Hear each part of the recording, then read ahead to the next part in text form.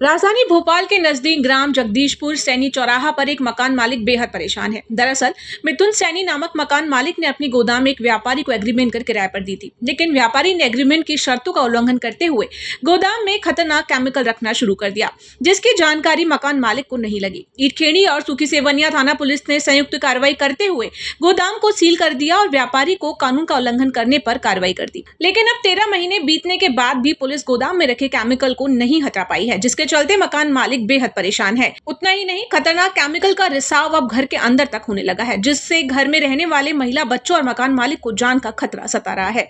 मेरा नाम मिथुन सैनी है, मैं जगदीशपुर रोड पे रहता हूँ और मेरे द्वारा ये जो गोदाम है अभी एक जगदीश कुमार बसंतानी को एग्रीमेंट करके दिया गया था और जगदीश कुमार बसंतानी ने मेरे से जो गोदाम लिया था वो जनरल गुड्स कार के लिए लिया था, जो कि एग्रीमेंट में लिखा हुआ है। परंतु 4-5 महीने बाद इसने जो है इसमें अवैध यूरिया का भंडारण करा, जो कि ये कार वगैरह में यूरिया डलता है और इसको इसकी परमिशन नहीं थी।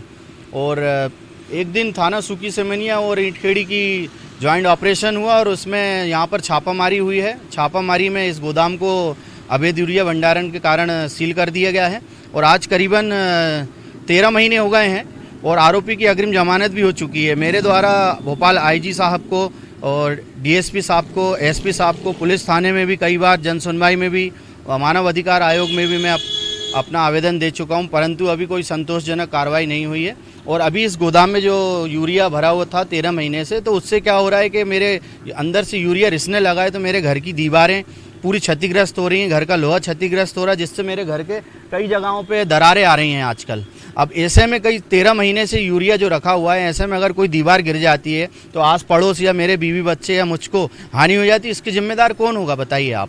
कुछ स्वास्थ्य का भी दिक्कत हो रही है इसमें ऐसा है कि हम लोग यहाँ रहते हैं तो ये यूरिया की जो गंध उड़ती है उससे हमारी आंखों में जलन होती है और हाथ पैरों में जलन होती है और स्मेल आती है। तो इसकी शिकायत की आपने, क्या कहना है? सर मैंने तो शिकायत इसकी जो है पुलिस विभाग में एसडीओपी मैडम को और टीआई साहब को कई बार कर चुका हूं, परंतु कोई कार्रवाई नहीं हो रही है उस पर। अभी 13 महीने से ये गोदाम सील पड़ा हुआ है और मेरा 15,000 रुपये महीने के हिसाब से करीबन 1,95,000 इसका किराया हो चुका है। कुछ बिजली का बिल भी बाकी है और ये जो दीवारें क्षतिग्रस्त हो गई, इसकी भरपाई अब कौन करेगा। ये मिस टीवी के लिए हेमंत माली की रिपोर्ट।